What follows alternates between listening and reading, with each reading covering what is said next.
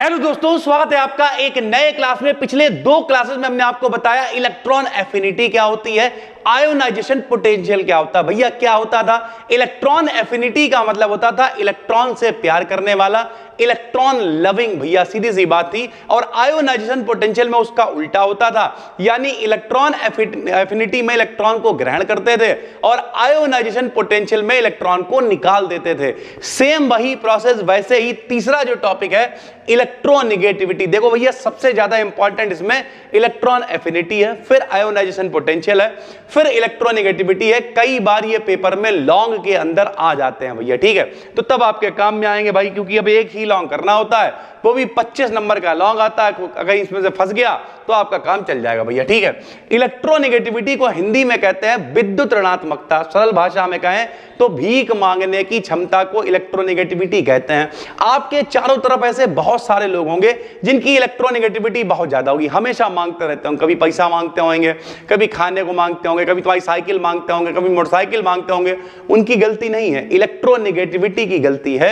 उनकी इलेक्ट्रोनिगेटिविटी बहुत ज्यादा है, विद्युत ऋणात्मकता बहुत ज्यादा है, इसलिए भैया वो भीख मांगने में लगे हुए हैं। ऐसे ही आवर्त सारणी के अंदर जैसे फ्लोरीन है, और फ्लोरीन का नंबर होता है 9। कितना होता है? 9। इनके पास इलेक्ट्रॉन होते हैं 7, और कौशल लुईस ने कहा था हमेशा 8 इलेक्ट्रॉन होने चाहिए, तो ये हमेशा 1 इलेक्ट्रॉन मांगते रहते हैं भाई, ठीक है। इसी तरीके से क्लोरीन है, आयोडीन है, ये सारे के सारे क्या करते हैं? इलेक्ट्रॉनों को मांगते रहते हैं मेरे भाई, ठीक है।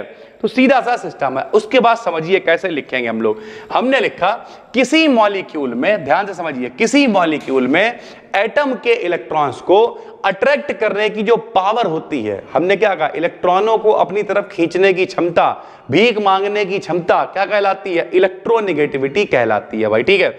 इसका मेन कारण इलेक्ट्रॉनिक कॉन्फ़िगरेशन का अलग अलग होना तथा आयनिक रेडियस का अलग अलग होना है। इसका मेन कारण क्या है? इलेक्ट्रॉनिक कॉन्फ़िगरेशन का अलग अलग होना। कैसे अलग अलग होना भाई? अभी हमने आपको बताया, जैसे फ्लोरीन के पास 7 इलेक्ट्रॉन है तो उसे 1 इलेक्ट्रॉन चाहिए ही चाहिए है। ऐसे ही मान लिया क्लोरीन है, क्लोरीन का नंबर कितना होता है? 17 होता है। इसके पास भी बाहरी कोश में 7 इलेक्ट्रॉन है, तो इनका कॉन्फ़िगरेशन भी इस तरीके का कि इन्हें भी 1 इलेक्ट्रॉन चाहिए ही चाहिए है। तो इलेक्ट्रॉनिक कॉन्फ़िगरेशन के चलते कुछ एलिमेंट्स अपनी तरफ इलेक्ट्रॉन को अट्रैक्ट करते हैं, आकर्षित करते हैं, खींचते हैं। इसी को हम लोग क्या कहते हैं? इलेक्ट्रोनिगेटिविटी कहते हैं भाई, ठीक है। ये जो पावर है इसे इलेक्ट्रोनिगेटिविटी कह देते हैं। जैसे ये रहा क्लोरीन, क्लोरीन का नंबर 17, बाहरी 7 चाहिए, 1 इलेक्ट्रॉन, तो क्लोरीन ने 1 इलेक्ट्रॉन को एक्सेप्ट करा, अपनी तरफ खींचा।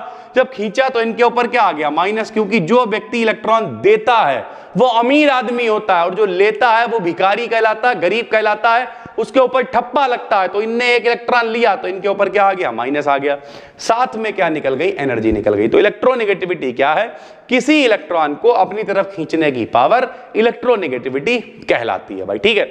अब बिल्कुल वैसे ही जिन्होंने पिछली 2 वीडियोस देखी होंगी उन्हें पता होगा कि किस तरीके से हमने आपको लिखवाया था फैक्टर्स अफेक्टिंग इलेक्ट्रोनिगेटिविटी। कौन कौन से वो कारक हैं जो इलेक्ट्रोनिगेटिविटी को प्रभावित करेंगे। तो सबसे पहला क्या था?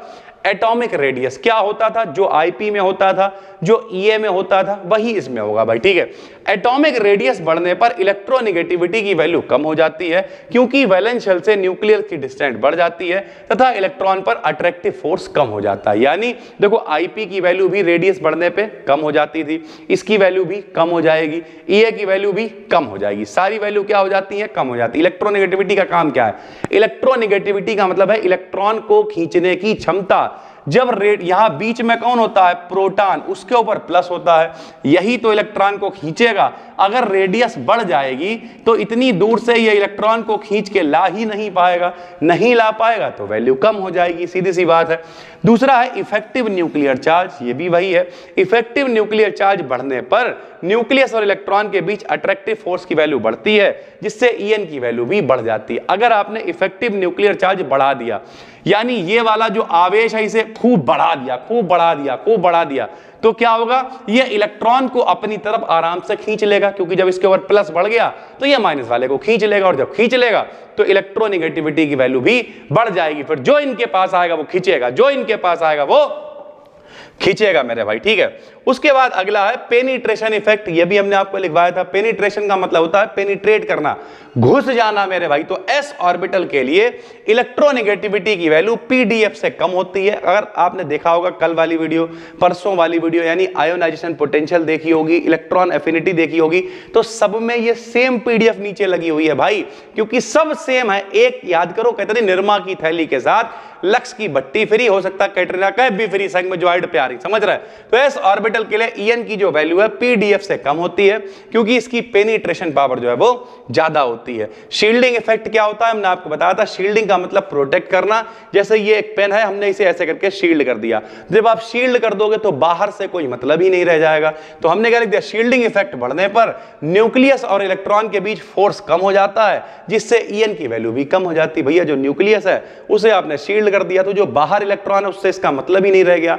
मतलब नहीं रह गया तो ये अट्रैक्ट कर ही नहीं पाएगा, नहीं कर पाएगा तो वैल्यू कम हो जाएगी भाई, ठीक है। उसके बाद ट्रेंड इन पीरियोडिक टेबल, किस तरीके से आवर्त सारणी में जो है ऊपर नीचे जाने पर क्या फर्क पड़ता है, जो ईए में पड़ता है, जो आईपी में पड़ता है। ईए का मतलब इलेक्ट्रॉन एफिनिटी में पड़ता है, आईपी का मतलब आयोनाइजेशन पोटेंशियल में पड़ता है, वही ईएन में पड़ता है। ईएन का मतलब इलेक्ट्रोनेगेटिविटी में पड़ता है। हमने आपको बताया था जितने भी एलिमेंट्स हैं उनकी स्टडी आराम से करी जा सके, पढ़ाई आराम से करी जा सके, इसलिए एक टेबल बना दी गई, उसे कहा गया पीरियोडिक टेबल। उसमें जो खड़ी लाइन है, टेबल कैसे बनती भाई, टेबल कैसे बनती, टेबल ऐसे बनती भैया, कुछ खड़ी लाइनें खींच दो, कुछ पड़ी लाइनें खींच दो, लो टेबल बन गई। जो खड़ी लाइनें हैं उन्हें कहा गया ग्रुप, क्या कहा गया, ग्रुप।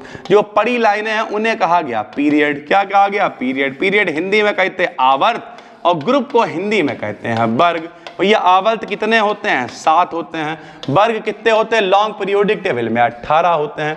तो जब आवर्त में उधर जाओगे तब क्या होएगा, ऊपर से नीचे आओगे तब क्या होएगा, तो सारे वही हैं जो हमने बाकी दोनों वीडियोस में आपको बताएं। जैसे अलोंग अ पीरियड, किसी पीरियड में लेफ्ट टू राइट जाने पर, यानी इधर से इधर जब हम लोग जाएंगे तो En की वैल्यू बढ़ती जाती है, क्योंकि एटॉमिक रेडियस कम होती जाती है, परमाणु त्रिज्या घटेगी, जो न्यूक्लियस के अंदर प्रोटॉन होंगे तेजी से इलेक्ट्रॉन को खींचेंगे और इसकी जो वैल्यू है वो बढ़ जाएगी। जब इधर जाने पर बढ़ेगी तो फिर ऊपर से नीचे जाने पर घट जाएगी। अलोंग अ ग्रुप, किसी ग्रुप में टॉप टू बॉटम जाने पर En की वैल्यू कम हो जाएगी। भाई क्यों कम हो जाएगी, जैसे हमने लिख दिया फ्लोरीन, क्लोरीन, ब्रोमीन, आयोडीन। अब इसका नंबर खाली 9 है, इसका नंबर 53 है, तो साइज भी तो बड़ा होता चला जाएगा ना। 53 का मतलब क्या, बीच में प्रोटॉन होंगे, फिर 2 इलेक्ट्रॉन यहाँ, 8 इलेक्ट्रॉन यहाँ, 18 यहाँ। जब साइज बढ़ता चला जाएगा तो भैया जो बीच में प्लस बैठा हुआ इलेक्ट्रॉन के पास इसकी कोई वैल्यू नहीं है, बहुत दूरी बहुत ज्यादा है।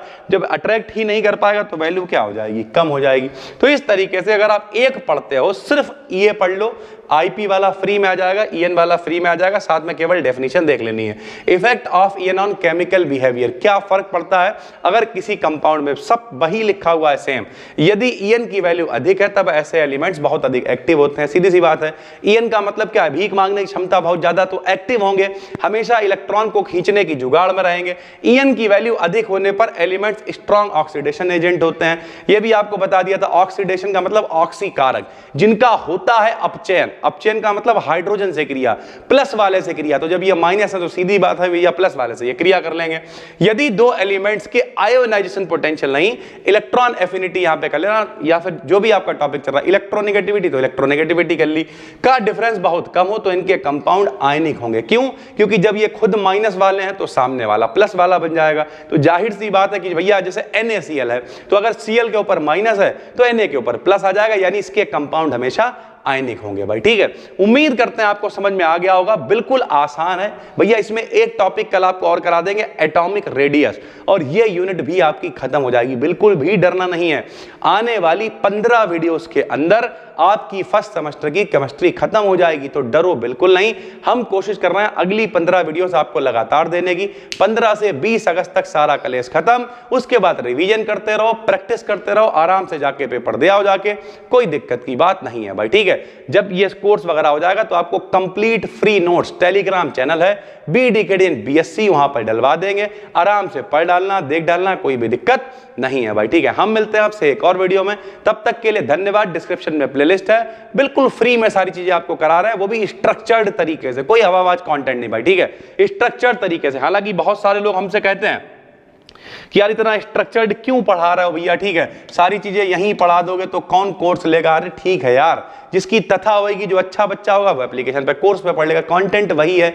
यही जो वीडियोस हैं आपको ये भी अपडेट करके दे दी जाएंगी। बाकी पुरानी कई वीडियोस वहां पे पड़ी हुई हैं, पीडीएफ पड़ी हुई हैं, सारी चीजें एक जगह पे मिल जाती हैं, कोई एडबाजी नहीं होती। इस समय ऑफर भी चल रहा है, लगभग 251 रुपए में आपको केमिस्ट्री का कोर्स मिल जाएगा एप्लीकेशन पे, तो उसका भी लिंक डिस्क्रिप्शन में, जैसा सही लगे वैसा कर लेना, हमें कोई दिक्कत नहीं है भैया। फिर मिलते हैं, तब तक के लिए धन्यवाद। और हाँ, 4 लाख सब्सक्राइबर्स के लिए बहुत बहुत थैंक यू भाई।